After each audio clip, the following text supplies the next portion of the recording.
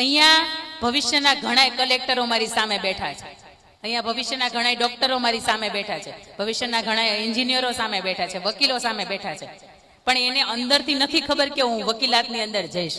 ઘણા સારા એવા પેન્ટરો, હમણાં નાનો એવો દીકરો હતો, ક્યાં ગયો? મેં કીધું બેટા તને સ્કેટિંગ આવડે છે? મને કે હા હા, ગુજરાતમાં બીજો નંબર લઈ આવ્યો. બોલો, સ્કેટિંગ તમને મન પહેરાવે ને તો અહીંથી ન્યા પોગ્યા નહીં, કેટલાય ફ્રેક્ચર થઈ જાય.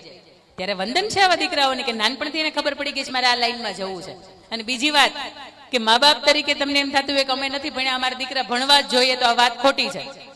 એટલા માટે કે તમારા દીકરાને ડોક્ટર થવું નથી, એને ચિત્રકામ ગમે છે અને તમને એમ છે કે ભગવાન આપણને થોડી ખરખાઈ આપી છે ને તો મારો દીકરો ડોક્ટર જ થવો જોઈએ. પણ આની અંદર એ બાળક નથી ચિત્રકામની અંદર આગળ વધતો કે નથી ડોક્ટરની અંદર આગળ વધતો. એટલે આપ સૌને મા બાપને બે હાથ જોડી વિનંતી, તમારું બાળક એમ કે 11-10મા ધોરણની અંદર 90% આવ્યા પછી કે મારે આર્ટ્સમાં જવું છે, એને હસતા મુખે જવા દેજો. કારણ કે ઘણા બાળકોના આ સવાલ હોય છે કે અમારે છે ને આ લાઈનમાં જવું છે કે અમારે આ બનવું છે, પણ અમને અમારા મમ્મી પપ્પાની ના હોય. મારે ખુદને પોલીસમાં જવું હતું, ઘરેથી ના હતી કે પોલીસમાં નથી જવાનું.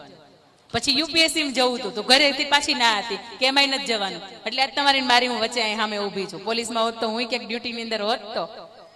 પણ હજી કોઈ ખાખી ધરેલી કોઈ વ્યક્તિ જો તો એમ થાય કે કદાચ આપણે જવું હતું અને આપણને જઈ ન શકાયું, આ ઘરની પાબંદી હતી. એટલે બે હાથ જોડીને બે મા બાપને વિનંતી કરું છું કે બાળકને જે વિષયની અંદર રસ હોય અંદર એને જવા દો. એટલા માટે કે 24 કલાકમાંથી 19-20 કલાક કામ કરશે ને તો એને થાક નહીં લાગે. એટલા માટે કે એને ગમતો વિષય છે, એ ગમતું પ્રોફેશન છે. એટલે એ આપણને એવું શીખવે છે કે લક્ષ્યની સાથે જીવો. તમારા બાળકોનું લક્ષ્ય છે એ અલગ છે અને તમે ઈચ્છતા હોય કે મારું બાળક આવું જ બને, તો એવું નહીં. તમારું બાળક જેમાં બનવું છે ને એમાં જવા દો.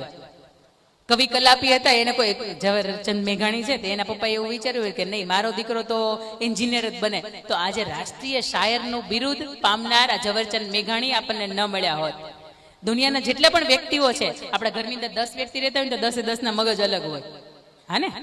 તો 10-10 ની ઈચ્છાઓ પણ અલગ હોય. તો આપણા બાળકની જે ઈચ્છા છે, જે લક્ષ્ય છે, એ પૂરું કરવા માટે એનો હાથ પકડીને લઈ જાઓ. બેટા તું ચિંતા શું કરે છે? તું મોચી ભલે બને પણ વિશ્વનો શ્રેષ્ઠ મોચી બને. તારું નામ ઇતિહાસના પન્નાની અંદર લખાય કે વિશ્વનો આ શ્રેષ્ઠ મોચી છે. ભલે તને ઢોલ વગાડવો ગમે છે પણ વિશ્વનો શ્રેષ્ઠ ઢોલ વગાડ. કાદિર ઢોલવાળા, મને ખ્યાલ નથી અહીંયા આવ્યા છે કે નહીં. લગ્ન ની અંદર ઢોલ વગાડવા જાય ને, એક લગ્ન ની અંદર 50,000 રૂપિયા લે છે. મહિને કઈ ઓછી આવક છે એની? ડોક્ટર હોય ને એની એટલી બધી આવક ન હોય.